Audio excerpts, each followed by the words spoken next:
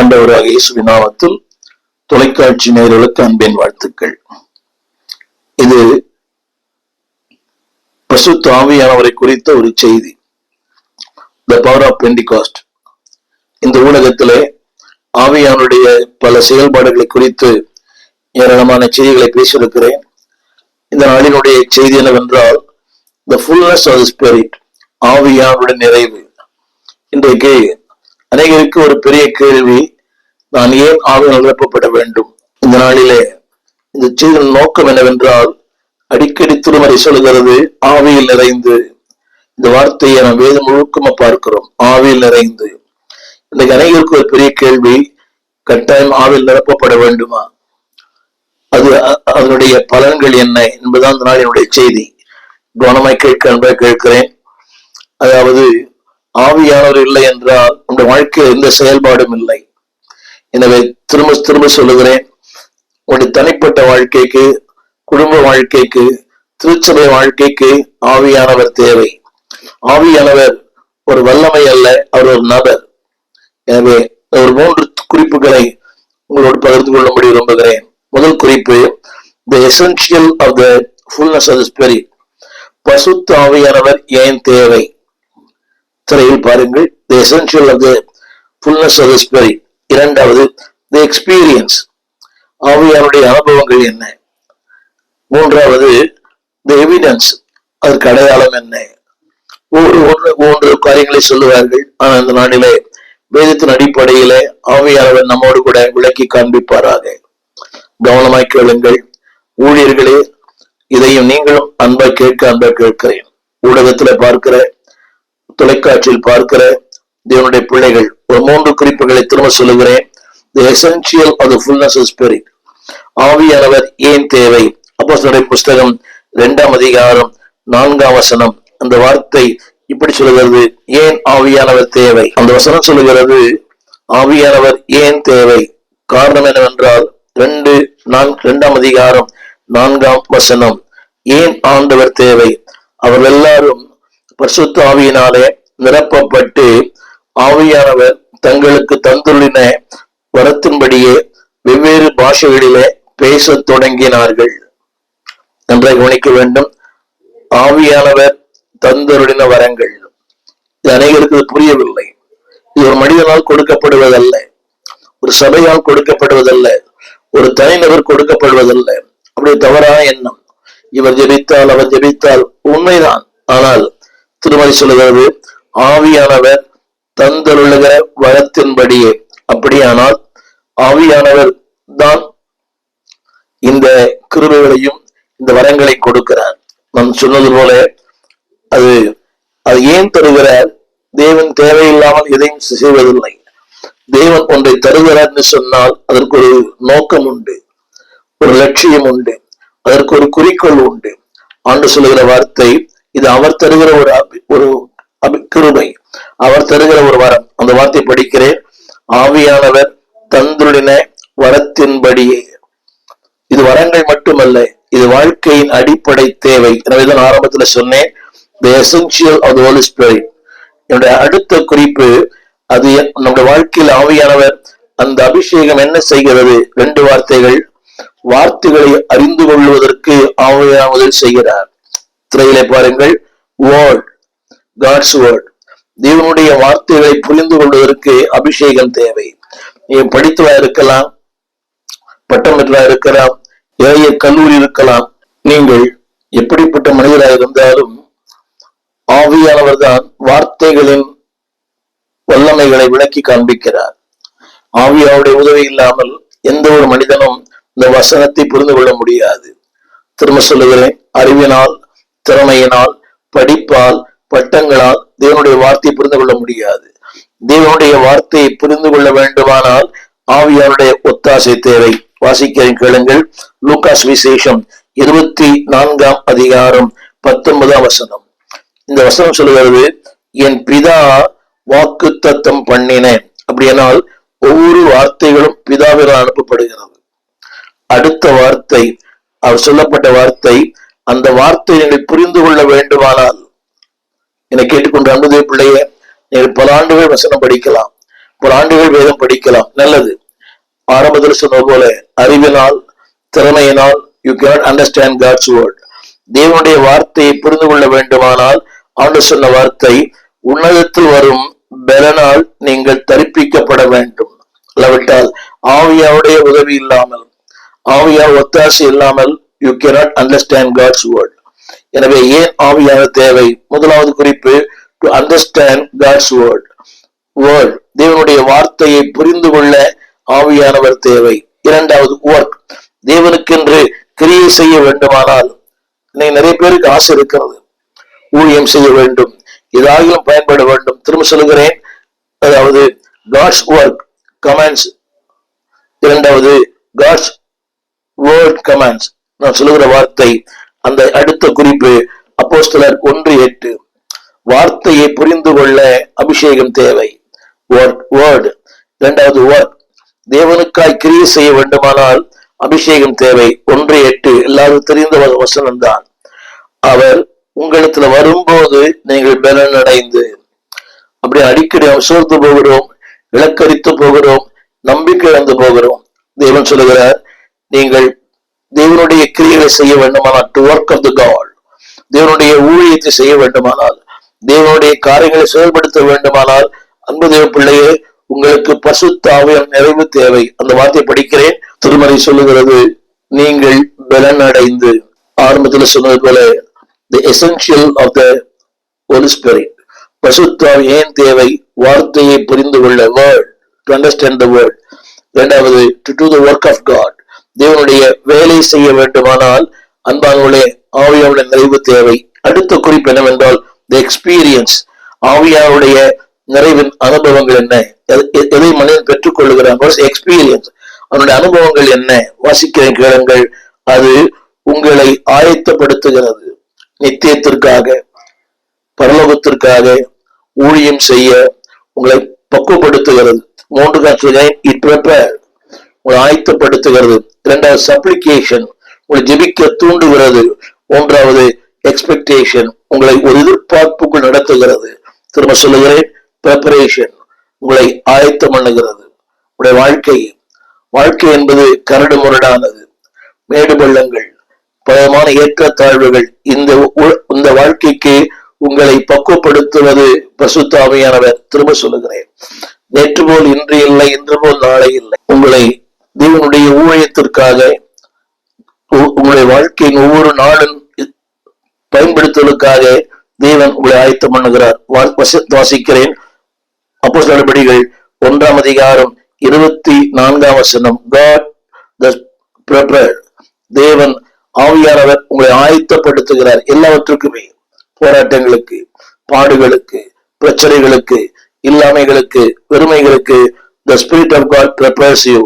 1 அப்போஸ்தலர் நடபடிகள் 1:24 அதுல சொல்லப்பட்ட வார்த்தை, உங்கள் எல்லாருடைய இருதயங்களை அறிந்திருக்கிறவர். அதில் ஒரு வார்த்தை படிக்கிறேன், யூதாஸ் என்பவன் தனக்குரிய இடத்துக்கு போகும்படி இழந்து போன இந்த ஊழியத்திலும் இந்த அப்போஸ்தலர் பட்டத்திலும் நீங்கள் பங்கு பெறுவதற்காக.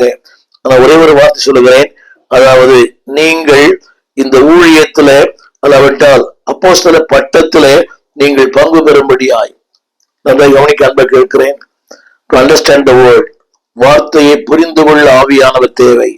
இரண்டாவது சொன்னபடி ப்ரிப்பேர், நம்மை ஆயத்தப்படுத்துகிறவர் ஆவியானவர். எப்படி ஆயத்தப்படுத்துகிறாரா? நல்ல கவனிங்க. அது சொல்லப்பட்ட வார்த்தை, இழந்து போன ஊழியங்கள். ஒருவேளை நீங்கள் ஊழியத்துல பல காரியங்கள் இழந்திருக்கலாம், ஒரு இடைவெளி வந்திருக்கலாம். தேவனுடைய உறவிலே, தேவனுடைய ஐக்கியத்துல, சபையில, ஊழியரோடு, ஊழியத்தோடு ஒரு இடைவெளி வந்திருக்கலாம். தேவன் சொல்லுகிறார், இழந்து போன அந்த ஊழியத்துல, அந்த இடத்தில் உன்னை கொண்டு நிறுத்துகிறவர் ஆவியானவர். எனவேதான் சொன்னேன், God prepare. அந்த 2ஆம் அதிகாரம் 1ஆம் வசனத்திலையும் இந்த வசனம் எழுதப்பட்டிருக்கிறது. அப்போஸ்தலர் 2ஆம் அதிகாரம் 1ஆம் வசனத்திலும் கூட இந்த வார்த்தை, அவர்கள் எல்லாரும் ஒருமனப்பட்டு ஒரு இடத்திலே கூடி வந்தார்கள். அப்படியானால் நான் சொல்லுகிற வார்த்தை, அந்த இடத்திலேதான் அவர் ஆயத்த பார்க்கப்பட்டார்கள். அந்த இடத்திலே God prepare. என் அன்பு பிள்ளையே, உன் திருச்சபைதான் உன்னை ஆயத்தப்படுத்தும் இடம், உன் வீடு உன்னை ஆயத்தப்படுத்தும் இடம், உன் குடும்பம் உன்னை ஆயத்தப்படுத்தும் இடம். ஆண்டவர் அந்த இடத்துல வைத்திருக்கிறார். ஏன் தெரியுமா? உன்னை ஆயத்தப்படுத்த for the God's ministry. தேவனுடைய ஊழியத்துல நீ இன்னும் ஆயத்தப்பட வேண்டும். அந்த அப்போஸ்தலர் 1:24 மறந்துவிட வேண்டாம். அந்த தனக்குரிய இடத்துக்கு போகும்படி உங்கள் எல்லாருக்கும் தேவன் இடத்தை வைத்திருக்கிறார். தனக்குரிய இடம். இன்னைக்கு பிரச்சனை என்னவென்றால், அடுத்தவருடைய இடத்தை நாம் விரும்புகிறோம். அப்படி இருக்க வேண்டும், இப்படி இருக்க வேண்டும், இப்படி இருக்க வேண்டும். இல்லை, உங்களுக்கு ஒரு இடத்தை கர்த்தர் வைத்திருக்கிறார். வேதம் சொல்கிறது, அந்த இடத்துல நீங்கள் போய் சேரும்படி. God designed a place. Not only designed, he designated a place. உங்களுக்கு இந்த இடத்தை அவர் ஆயத்தம் பண்ணியிருக்கிறார். அந்த இடத்துல நீங்கள் சேரும்படியாக, அந்த இடத்தை இழந்து போகாதபடி, அந்த இடத்துல நீங்கள் நிலைநிற்கும்படியாக தேவ ஆவியானவர் அந்த இடத்துக்கு உங்களை கொண்டு போகிறார். எனவே ஆரம்பத்துல சொன்னேன், அந்த அனுபவங்கள் என்ன? God prepares. The Holy Spirit prepare you. உங்களை ஆயத்தப்படுத்துகிறார். பாடுகளுக்கு, துன்பங்களுக்கு, போராட்டங்களுக்கு, எதிர்மறையான மனிதர்களுக்கு, எதிர்மறையான சம்பவங்களுக்கு ஆவியானவர் உங்களை ஆயத்தப்படுத்துகிறார். இது உண்மை அல்லவா? எத்தனை போராட்டம், எத்தனை பிரச்சனை, எத்தனை பாடுகள், இதுக்கு மத்தியில God prepare. அடுத்த ஒரு வார்த்தை அதே லூக்கா 24:49 அந்த வசனம் வருகிறது. லூக்கா 24:49. அந்த அவன் என்ன செய்கிறார்? உங்களை அவர் பெலனால் மாற்றுகிறார், நீங்கள் பெலனால் தரிப்பிக்கப்படும் வரை. அப்படினால் God prepared. 2 வார்த்தைகள் சொல்கிறேன். தனக்குரிய இடத்திற்கு உங்களை கொண்டு போகும்படியாய். என்பது பிள்ளையே, அநேக பிரச்சனை என்னவென்றால், அந்த இடத்துக்கு போகணும், இந்த இடத்துக்கு வரணும். அவர்களுக்குரிய இடம் வேறு, உங்களுக்குரிய இடம் வேறு. தேவன் சொல்லுகிறார், உனக்குரிய இடத்திற்கு உன்னை கொண்டு போகும்படியாய். 2வது, அவர் அந்த இடத்துல உன்னை பலப்படுத்தும்படியா. ப்ரிப்பேர். 2வது ப்ரிப்பரேஷன். 2வது சப்ளிகேஷன். உன்னை ஜெபிக்கிற மனிதனாய், விண்ணப்பிக்கிற மனிதனாய், ஆண்டு தேசத்திற்காக, சபைக்காக ஜெபிக்கிற மனிதனாய் உன்னை மாற்ற விரும்புகிறார். ஆவியான உதவி இல்லாமல் ஒரு மனிதன் ஜெபிக்க முடியாது. ஆவியான உதவி இல்லாமல் ஒரு பாரப்பட முடியாது. வேதம் சொல்கிறது, God prepare. உங்களை ஜெபிக்க ஆயத்தப்படுத்துகிறார். 20 பாடினார், ஜெபிக்க தூண்டும் துணையாளரை. அப்படியானால் ஒரு மனிதன் ஜெபிக்க வேண்டுமானால் ஆவியானுடைய உதவி தேவை, ஆவியான ஒத்தாசை தேவை. எனவே ஆரம்பத்தில் சொன்னேன், the spirit of God give preparation. 2வது சப்ளிகேஷன், ஜெபிக்க தூண்டுகிறார். லூக்கா சுவிசேஷம் 11:13 அது எழுதப்பட்டிருக்கிறது. அது எழுதப்பட்ட வார்த்தை ஒரே ஒரு வார்த்தை நான் சொல்லுகிறேன், தம்மிடத்தில் வேண்டிக் கொள்ளுகிறவர்கள். அந்த வார்த்தையை மாத்திரம் உங்களுக்கு வைக்க விரும்புகிறேன். பெரிய வசனம் அது. தம்மிடத்தில் வேண்டிக் கொள்ளுகிறவர்கள். அப்படியானால் உங்களுக்குள்ளே ஒரு வேண்டிக் கொள்ளுகிற அபிஷேகத்தை தேவன் தருகிறார். ஜனங்களுக்காக, மக்களுக்காக, தேசத்துக்காக ஜெபிக்க தூண்டும் துணையாளரே. 3வது குறிப்பு சொல்ல விரும்புகிறேன். அடுத்து எதிர்பார்ப்பு, ஒரு எக்ஸ்பெக்டேஷன், ஒரு எதிர்பார்ப்பு உங்களுக்குள்ள அனுப்புகிறார். 2ஆம் அதிகாரம் 1ஆம் வசனம். அப்போஸ்தலர் 2ஆம் அதிகாரம் 1ஆம் வசனம். அந்த வார்த்தை இப்படி சொல்லுகிறது, எதிர்பார்ப்பு. அந்த ஆரம்பிக்கும் போதே அவர் எல்லாரும் ஒரு இடத்திலே கூடி வந்தார்கள். நடந்தது என்ன? 2:6. ஒரு சத்தம் உண்டாயிற்று. சத்தம் உண்டான போது திரளான ஜனங்கள் கூடி வந்தார்கள். தங்கள் தங்கள் பாஷைகளே அவர்கள் பேசுகிறதை அவர்கள் கேட்டபடியினாலே கலக்கம் அடைந்தார்கள். நீங்க அதை கவனிக்க வேண்டும். கூடி வந்தார்கள். இது ஒன்றல்ல, எதிர்பார்ப்போடு கூடி வந்த இடத்துல கர்த்தர் வாழ்க்கையில எதிர்பாராத சில காரியங்களை செய்கிறார். என்னை கேட்டுக்கொண்டிருக்கிற அன்பு தேவ பிள்ளையே, த எக்ஸ்பீரியன்ஸ் ஆவியால் நிரப்பப்படும் போது உன்னை ஆயத்தப்படுத்துகிறார். நித்தியத்திற்காக, ஊழியங்களுக்காக, வாழ்க்கையின் எல்லா நிலைகளிலும் ஆயத்தப்படுத்துகிறார். God prepares. சப்ளிகேஷன், உன்னை ஜெபிக்கிற மனிதனாய் மாற்றுகிறார். இயற்கையா ஜெபிப்பது வேறு, ஆவிக்குள்ளே ஜெபிப்பது வேறு, ஆவியானவரால் ஜெபிப்பது வேறு. 3வது எக்ஸ்பெக்டேஷன், உன் வாழ்க்கையிலே நீ எதிர்பார்க்காத, நீ யோசிக்காத அற்புதமான காரியங்களை உன் வாழ்க்கையிலே செய்வார். இது உண்மை. சீஷர்கள் சொன்னார்கள், அவர்கள் திரும்பி வந்து சந்தோஷத்தில் சொன்னார்கள், அதாவது பேய்கள் எங்களுக்கு கீழ்ப்படுகிறது. They never expected. அவள் எதிர்பார்க்கவில்லை. அவர் சொன்னது, பிரசங்கம் பண்ணுங்கள், நோய்களை குணமாக்குங்கள் என்றுதான் சொன்னாரு. ஆனால் நீங்கள் பேய்களை துரத்துவீர் அவர் சொல்லல. ஆனால் இவர் சொன்னார்கள், பேய்களும் எங்களுக்கு கீழ்ப்படுகிறதே. அப்படியானால் ஆவியானுடைய நிறைவில் இருக்க ஒரு மனிதனுக்கு நீங்கள் எதிர்பாராத, யோசிக்காத அற்புதமான சம்பவங்களை வாழ்க்கையிலே தேவன் செய்வார். முதல் குறிப்பு எசென்சியல், ஆவியான தேவை. இரண்டாவது தி எக்ஸ்பீரியன்ஸ், அந்த அனுபவங்கள், ஒரு உன்னத அனுபவம். மூன்றாவது தி எவிடன்ஸ், ஆவியானவரால் நிரப்பப்பட்ட மனிதனுடைய வாழ்க்கையில ஒரு 7 வெளிப்பாடுகள் தோன்றும். ஆவியானவரால் நிரப்பப்பட்ட மனித வாழ்க்கையில ஒரு 7 காரியங்கள் வெளிப்படும். முதல் காரியம் என்னவென்றால், அன்பானவரே, அவனுக்குள்ள ஒரு பயம் இல்லை. இதுவரைக்கும் பயந்து பயந்து வாழ்ந்த மனிதன் அடிமைத்தனத்துக்குள்ளே. எனவேதான் அந்த 4ஆம் அதிகாரம் 31ஆம் வசனம், 4ஆம் அதிகாரம் 31ஆம் வசனம், அதாவது வசனங்களை சொல்லுகிறேன். எவிடன்ஸ், பயமில்லாத ஒரு வாழ்க்கை, மகிழ்ச்சியான வாழ்க்கை, பரிசுத்தமான வாழ்க்கை, தேவனுக்கு ஊழியம் செய்கிற ஒரு விருப்பத்தின் வாழ்க்கை, ஆயத்தமான வாழ்க்கை, ஸ்திரமான வாழ்க்கை, அர்ப்பணிக்கப்பட்ட வாழ்க்கை. ஆங்கிலத்துல சொல்லுகிறேன், the fearlessness, பயமில்லாத வாழ்க்கை. அப்போஸ்தலர் 4:33, அவர்கள் தேவ வசனத்தை தைரியமாய் சொன்னார்கள். நன்றாக கவனிக்க வேண்டும், தேவ வசனத்தை தைரியமாய். அப்படியானால் தைரியம் எங்கிருந்து வந்தது? அதுதான் ஆவியானுடைய நிறைவு. அன்புதேவ பிள்ளையே, இதுவரை பூட்டி அறைக்குள்ள இருந்தவர்கள், பயந்து வாழ்ந்த, இதற்கு பயந்து வாழ்ந்தவர்கள், வாழ்க்கையில ஒவ்வொரு நாளும் பயம், தனக்கு என்ன வருமோ ஏது வருமோ. ஆனால் அபிஷேகத்தால் நிறைந்த ஒரு மனிதன், ஆவியினால் நிறைந்த மனிதனுக்கு நம்பர் 1 fearlessness, ஒரு பயமில்லாத ஒரு வாழ்க்கை. அப்போஸ்தலர் 4:31, அவர்கள் எல்லாரும் பரிசுத்த ஆவியில் நிரப்பப்பட்டு வசனத்தை தைரியமாய் சொன்னார்கள்.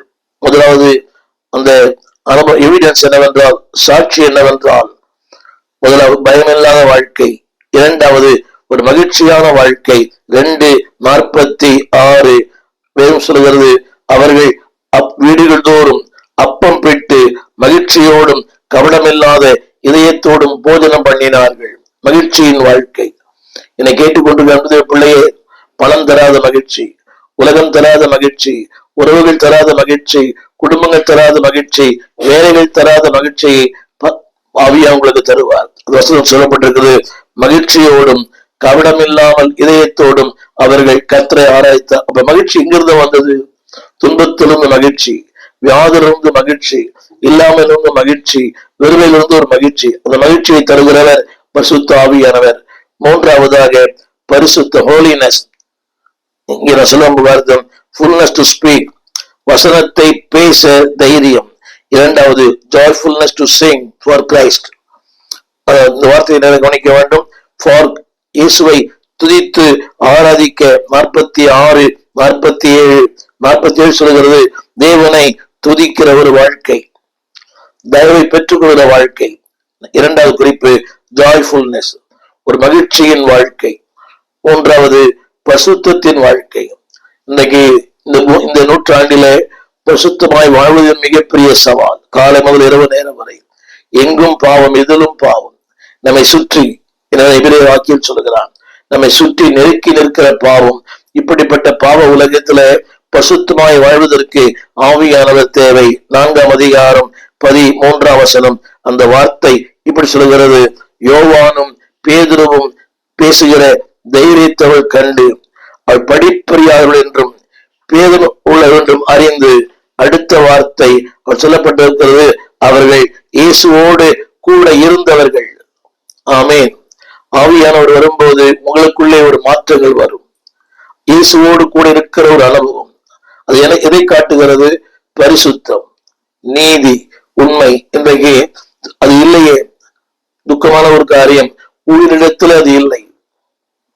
தவறான வாழ்க்கை, தவறான காரியங்கள், தவறான உறவுகள் எல்லாமே. ஆன்மீகவாதிகள் சொல்லிக் கொள்கிற பலர் அரசியல்வாதிகளோடுதான். இது தற்காலிக இன்பத்துக்காக, தற்காலிக தேவைக்காக கட்சிகளுக்கு பின்னால் ஒவ்வொருவரும் ஒரு கட்சியில் இணைந்திருப்பது துக்கமான ஒன்று. இது ஒரு கட்சியின் பின்னணி. வேண்டாம் அன்பு தேவ பிள்ளையே, திருச்சபைக்கு போகிற தேவ பிள்ளையே, ஊழியம் செய்ய தேவ பிள்ளையே, எந்த கட்சியிலும் உங்களை இணைத்துக் கொள்ளாதீர்கள். அவளுக்கு வாக்களியுங்கள், ஆனால் தீவிரவாதியா இருக்க வேண்டாம். ஆண்டோருக்கு மட்டும்தான் சீஷைகள்.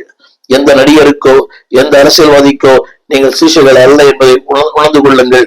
அந்த வார்த்தை சொல்லுகிறது, அவர்கள் இயேசுவோடு கூட இருந்தவர். அப்படின்னா ஆவியானுடைய அந்த நிலை வரும்போது உடைய தொடர்புகள், உடைய இணைப்புகள் எல்லாமே இயேசுவோடு, தேவனோடு. முதல் சொன்னேன் பயமில்லாத வாழ்க்கை, இரண்டாவது மகிழ்ச்சியான வாழ்க்கை, மூன்றாவது பரிசுத்தமான வாழ்க்கை, நான்காவதாக அதாவது ஒரு தியாகத்தின் வாழ்க்கை. வாசிக்கிறேன் 4ஆம் அதிகாரம் 31ஆம் வசனம், ஒரு தியாகத்தின் வாழ்க்கை. அந்த வார்த்தை இப்படி சொல்லுகிறது, அவர்கள் ஜெபம் பண்ணின போது, 2 வார்த்தை பட்டிருக்கிறது, ஜெபம் பண்ணின போது அவர் கூடியிருந்த இடம் அசைந்தது. வசனத்தை தைரியமாய் சொன்ன 32ஆம் வசனம், 32 ஒரு தியாகத்தின் வாழ்க்கை. அது ஒரு வார்த்தை எழுதப்பட்டிருக்கு 4:32. ஒருவனாகிலும் தனக்குள்ளவைகளில் ஒன்றையும் தன்னுடைய என்று சொல்லவில்லை. இது எப்படி சாத்தியம்? திரும்ப படிக்கிறேன். ஒருவனாகிலும் தனக்குள்ளவைகளில் ஒன்றையும் தன்னுடைய என்று சொல்லவில்லை. அப்படியானால் தன்னுடைய என்று அவன் அதை எண்ணக்கூடாதபடி அவன் வாழ்க்கையை மாற்றி அமைத்தது ஆவியானவர். திரும்ப தன்னுடைய என்று சொல்லவில்லை. இன்றைக்கு தனக்கு அல்லாது, தனக்கு சொந்தம் இல்லாத ஒன்றை சொந்தம் பாராட்டுகிற மக்கள் ஏனாலும். இடம் சொந்தம் இல்லை, இந்த பூமி சொந்தம் இல்லை, அந்த விசுவாசம் அவருக்கு சொந்தம் இல்லை. தனக்கு சொந்தம் இல்லாத என்னை அநேகர் பார்க்கிறேன். யாரோ பாடல் எழுதினார், என் பாடல். யாரோ செய்தார், நான் செய்தேன். இல்லை, அவசரம் சொல்கிறது தன்னுடையது என்று ஒருவரும் சொல்லவில்லை. இன்னைக்கு எல்லாருமே என்னுடையது, அந்த பாட்டு என்னுடையது, அந்த செய்தி என்னுடையது. பாருங்களேன், இந்த ஊடகங்களில அந்த கதை என்னுடையது, அதனுடைய கரு என்னுடையது இல்லை. ஆனால் ஆவியானவர் வரும்போது ஸ்பிரிட் ஆஃப் சாக்ரிஃபிஷியல், தியாகத்தின் வாழ்க்கை. 34:35 வாசிக்கிறேன். 34:35 நிலங்களையும் வீடுகளையும் உடையவர்கள் அவைகளை விற்று விற்கப்பட்டவர்களில் கிரயத்தை கொண்டு வந்தார்கள். அடுத்த வார்த்தை 35ஆம் வசனம், அப்போஸ்தலருடைய பாதத்திலே வைத்தார்கள். அவனுக்கு தேவையானது தக்கதாக பகிர்ந்து கொடுக்கப்பட்டது. அவர்கள் ஒருவனுக்கும் ஒன்றும் குறைவாயிருந்ததில்லை. எத்தனை பெரிய வாழ்க்கை! ஒருவனுக்கும் ஒன்றும் குறைவாயிருந்ததில்லை. Holiness to shine for Christ, கிறிஸ்துவுக்காக பிரகாசிக்கிற வாழ்க்கை. 5வது குறிப்பு, ரெடினஸ் டு சர்வ் கிரைஸ்ட், ஆண்டவருக்கு என்று எப்போதும் ஆயத்தமா இருக்கிற ஒரு வாழ்க்கை. எப்போதும் சமயம் வாய்த்தாலும் வாய்க்காவிட்டாலும் ரெடினஸ். வாசிக்கிறேன் கேளுங்கள். 6ஆம் அதிகாரம் 3ஆம் வசனம், எல்லாமே அப்போஸ்தலர் நடபடிகள் 6:3. அது சொல்லப்பட்ட ஒரு வார்த்தை 6:3. அதாவது அந்த வசனம், அவர்களை இந்த வேலைக்காக ஏற்படுத்துவோம். யாரை? அந்த வார்த்தை எப்படி சொல்கிறது? அவர்களை இந்த வேலைக்காக நாம் அவர்களை ஏற்படுத்துவோம். 7 பேரை, அது சொல்லப்பட்ட வார்த்தை பரிசுத்த ஆவியும் ஞானம் நிறைந்த நற்சாட்சி பெற்றிருக்கிற 7 பேரை. பயன்படுத்தப்பட்ட வார்த்தை பரிசுத்த ஆவியினால் நிறைந்த 7 பேர். எதற்காக? இந்த வேலைக்காக. அது பிரசங்கம் என்ற வேலை இல்லை, பந்தி விசாரிப்பு, விதவைகளை விசாரிப்பது, அது ஒரு சமூக சேவை. இன்னைக்கு என்ன நினைக்கிறாங்கன்னா, அநேக பிரசங்கியார்கள் நான் இதை மட்டும்தான் செய்வேன், அது தவறி ஒன்றும் செய்ய மாட்டேன். இல்லை, அந்த வார்த்தையை விதவைகளை விசாரிக்க, பந்தி விசாரிக்க, அடுத்தவர்களுக்கு பரிமாற, அவர்களை இந்த வேலைக்காக ஏற்படுத்துவோம். அவர்கள் ஏற்படுத்தப்பட்டார்கள். நான் சொல்றது வார்த்தை willingness to sacrifice, எதையும் செய்ய, எந்த வேலையும் செய்ய. இன்னைக்கு அந்த எண்ணம் இல்லையே. பாடுறவங்க பாடுதான் பாடுவேன், பிரசவம் பண்ற பிரசவம் தான் பண்ணுவேன், மேடை வைக்க மேலதான் இருப்பேன், கீழே இறங்கி வர மாட்டேன். ரொம்ப கடினம். 5வது குறிப்பு, readiness to serve for God, ஆண்டவருக்கு சேவை செய்ய எப்போதும் ஆயத்தம். 6:3. அதுதான் ஆரம்பத்தில் சொன்னேன், எப்போதும். willingness, விருப்பம் மட்டுமல்ல, சேவை செய்ய எப்போதும் ஆயத்தம். 13:2 அவர்கள் கர்த்தருக்கு ஆராதனை செய்து உபவாசித்துக் கொண்டிருக்கும் போது பர்னபாவையும் சவுலையும் நான் அழைத்த ஊழியத்திற்காக பிரித்துவிடன் என்று ஆவியானவர் சொன்னார். அடுத்த வார்த்தை, அப்பொழுது உபவாசித்து ஜெபம் பண்ணி அவனை கைகளை வைத்து அவர்கள் அனுப்பினார்கள். 4ஆம் வசனம், அப்படியே அவர்கள் கப்பல் ஏறி அங்கிருந்து சீப்ருத்துவுக்கு போனார்கள். இதெல்லாம் முடியுமா?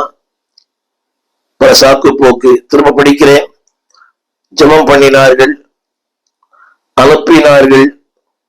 முதல் வசனத்துல 13:2 ஜெபித்தார்கள், அனுப்பினார்கள், அவர்கள் போனார்கள். இதெல்லாம் பெரிய வார்த்தை. ஜெபித்தார்கள், அனுப்பினார்கள், போனார்கள். வாக்குவாதம் இல்லை, பட்டிமன்றம் இல்லை, யோசித்து பாருங்கள், விளக்கங்கள் இல்லை, அங்கே வேடிக்கை இல்லை, ஒன்றுமே இல்லை. திரும்ப ஒரு முறையாக ஜெபித்தார்கள், அனுப்பினார்கள், போனார்கள். என்னை கேட்டுக்கொள்ள பிள்ளை, வாழ்க்கை எப்படி? டிமாண்ட்ஸ், சாக்கு போக்கு, நம்முடைய நிபந்தனைகள் ஏராளம் ஏராளம் ஏராளம். சபைக்கு வருவதற்கே நிபந்தனைகள், நாசம் எடுப்பதற்கு நிபந்தனைகள், ஊழியத்துக்கு போவதற்கு நிபந்தனைகள். ஆனா இங்க ஒரு நிபந்தனை இல்லை. ஜெபித்தார்கள் 13:3, அனுப்பினார்கள் 13:4, போனார்கள். இத்தனை பெரிய கீழ்ப்படிதல். அதுதான் ஆரம்பத்தை சொன்னேன். அதாவது readiness to serve the Lord. 6வது குறிப்பு steadfastness, உறுதியான ஒரு வாழ்க்கை, இயேசுவுக்காக வாழ. 4ஆம் அதிகாரம் 8ஆம் வசனம் அந்த வார்த்தை சொல்லுகிறது, அவர்கள் பரிசுத்தாவினால் நிறைந்திருந்தார்கள். ஜனத்தின் அதிகாரிகளே, மூப்பர்களே, ஜனங்களை பார்த்து தைரியமாய். அந்த நாட்களிலே ஒரு கொடுங்கோல் ஆட்சி, ஒரு குடியரசு ஆட்சி இல்லை. ஆனால் அதுக்கு மத்தியிலே அவர் சொன்ன ஒரு வார்த்தை, ஆவியினால் நிறைந்து. ஜனத்தின் அதிகாரிகளே, இஸ்ரவேலின் மூப்பர்களே. இத்தனை பெரிய ஒரு ஒரு அவருடைய சத்தம், சிங்கத்தின் கர்ஜனை. Steadiness in the times of trouble. துன்பத்தின் மத்தியிலும் பாடுகள் மத்தியிலும் இயேசுவுக்காய் நிற்கிற ஒரு வாழ்க்கை. அடுத்த வசனம் படிக்கிற புஸ்தகம் 4ஆம் அதிகாரம் 20ஆம் வசனம் 4:20. அவர் சொன்ன ஒரு வார்த்தை, நாங்கள் கண்டவைகளையும் கேட்டவைகளையும் பேசக்கூடாமல் இருக்க முடியாதே. 5:29 அவர் சொன்ன வார்த்தை, மனுஷருக்கு கீழ்ப்படிவதை பார்க்கிலும் தேவனுக்கு கீழ்ப்படிவது அவசியமா இருக்கிறது. என்னை கேட்டுக்கொண்டிருக்கிற பிள்ளையே, ஒரு ஸ்டேட்ஃபாஸ்ட்னஸ், உறுதி. எந்த நிலையிலும் அவர்களாகவே வாழ்ந்தார்கள். சின்ன சின்ன காரியங்கள் வந்தவுடன் நம்ம அசைத்து விடுகிறது, விட்டு விலகிறோம், தூர போகிறோம், சபிக்கிறோம், சத்தியம் பண்ண தொடங்குகிறோம். ஆனால் ஸ்டேட்ஃபாஸ்ட்னஸ், ஒரு உறுதி. எனவே திருமறை சொல்லுகிறது, உம்மை உறுதியாய் பற்றி கொண்டவர்கள் உண்மையே நம்பியிருக்கிறபடியினால் நீர் அவர்களை பூரண சமாதானத்தோடு காத்துக் கொள்ளுவேன். அப்படியானால் பரிசுத்த ஆவியானவர் ஒரு தைரியத்தை கொடுக்கிறார். வசந்த படித்து பாருங்க. அவர்கள் சொன்ன ஒரு வார்த்தை, மனிதனுக்கு கீழ்ப்படிவதை பார்க்கலும் தேவனுக்கு கீழ்ப்படிவது அவசியமா இருக்கு. ஸ்டெட்ஃபாஸ்ட்னஸ். கடைசியாக அர்ப்பணத்தின் வாழ்க்கை, ஹீல்னஸ், டு சஃபர் ஃபார் கிரைஸ்ட். கிறிஸ்துவுக்காக எதுவும் செய்ய ஆயத்தம். வசிக்க கேளுங்கள். ஸ்தேவான் அவனோ முழங்கால் படியிட்டு, ஆண்டவரே இவர்கள் மேல் இந்த பாவத்தை சுமத்தாதிரும் என்று மிகுந்த சத்தமிட்டு சொன்னான். இப்படி சொல்லி நித்திரை அடைந்தான். அர்ப்பணத்தின் வாழ்க்கை. ஜெபித்தான். 2 காரியங்கள். முழங்கால் படியிட்டான், இரட்சகரை போல இவர்களை மன்னியும் சத்தமிட்டு சொன்னான், சொல்லி நித்திரை அடைந்தான். தெரியுமா, சாகுற ஒரு மனிதனுக்கு சத்தமே வராது. அவன் கல்லிருந்து கொலை செய்யப்பட்டவன். அந்த ரத்தங்கள் போன நிலையம் கூட அந்த பாரம் மிகுந்த சத்தமிட்டு இரட்சகரை போலவே நித்திரை அடைந்தான். ஒரு 5 காரியங்களை சொல்லுங்க. நம்பர் 1, ஸ்பீக், பேச தைரியம். 2வது சிங், பாட தைரியம்.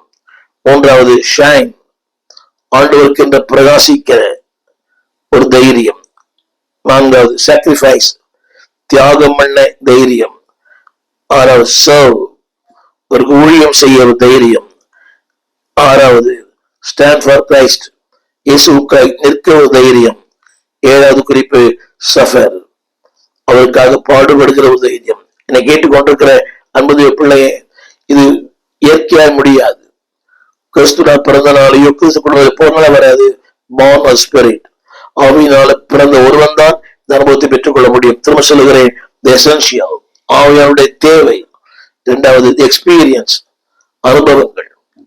இது அறிவல்ல, அனுபவம். 3வது எவிடன்ஸ், உன் ஆவி பெற்றிருக்கிறான் என்று சொன்னால் ஆரம்பம் சொன்னேன், பயமில்லாது இருப்பான், மகிழ்ச்சியோடு இருப்பான், பிரசுத்தமாய் வாழ்வான், எதையும் ஆண்டவருக்கு என்று விட்டுக் கொடுப்பான். ஆறாவதாக ஆயத்தமாய் இருப்பான். ஏழாவது ஒரு உறுதித்தன்மை, நம்பகத்தன்மை. கடைசியாக அர்ப்பணிப்பின் தன்மை. வசனம் சொல்லுகிறது 7:60, அவனோ முழங்கால் படியிற்று, ஆண்டவரே இவர்கள் மேல் இவர் பாவத்தை சுமத்தாதிரும் என்று சொல்லி சத்தமிட்டு சொன்னான். இப்படி சொல்லி நித்திரை அடைந்தான். என்னை கேட்டுக்கொண்டு அன்புடைய பிள்ளையை திரும்ப திரும்ப அதை நான் சொல்ல விரும்பவில்லை. ஆவியான நிறைவு தேவை. அது வரும்போது எல்லாமே மாறும், சூழ்நிலைகள் மாறும், எல்லாமே மாறும், வெறுமைகள் மாறும். இந்த ஆவியானவரை இப்பொழுதே பெற்றுக்கொள்ள முடியும். வசனத்தை கேட்கும் போது ஆவியானவர் இறங்குவார். உங்களுக்குள்ள ஆவியான தரும்படியாய் பெற்றுக்கொள்ளும்படியாய் விரும்புங்கள், நிச்சயமாய் செய்வார். ஜெபிக்க விரும்புகிறேன். ஜெபிப்போம். வானத்தையும் பூமியும் படைத்த நல்ல ஆண்டவரே, தர்மையான வேலைக்காக நன்றி செலுத்துகிறோம். இதை கேட்கிற ஒவ்வொருடைய வாழ்க்கையிலையும் ஆவியோருடைய நிறைவு இருக்கட்டும். தேவைகள் அதிகமா இருந்தாலும் தேவையான உலகத்துல உடைய பிரசனத்தை நிரப்புங்க, வார்த்தையால் நிரப்புங்க. தேவ கருவை நடத்தட்டும். இதன் நன்மைகளை தாரும். தி essential, the experience, the evidence, இந்த மூன்றும் அனுபவங்களாய் மாறட்டும். இயேசுவின் நாமத்தில் நல்ல பிதாவே, ஆமேன். அன்பான பிள்ளைகளே, இது ஒரு அனுபவம். அந்த அனுபவத்துக்குள்ளே கடந்து போன மக்களுக்கு அவனுடைய அற்புதங்கள் தெரியும். நீங்கள் கடந்து போய் வளர்ந்து தேவநாமத்தை மயப்படுத்தியுள்ளாக. God bless you. ஆமென். எங்கள் விலாசம் போதகர் ஸ்டீபன் தேவகுமார், திறந்த வாசல் சபை, நம்பர் 65, பரமானந்த தெரு, 7 கிணறு, சென்னை 600001. தொடர்புக்கு 9841839287. மேலும் 044-4318-3330. எங்கள் மின்னஞ்சல் stephenopendor@gmail.com. எங்கள் தேவ செய்திகளை யூடியூப் சேனலில் பார்த்து பயனடையுங்கள்.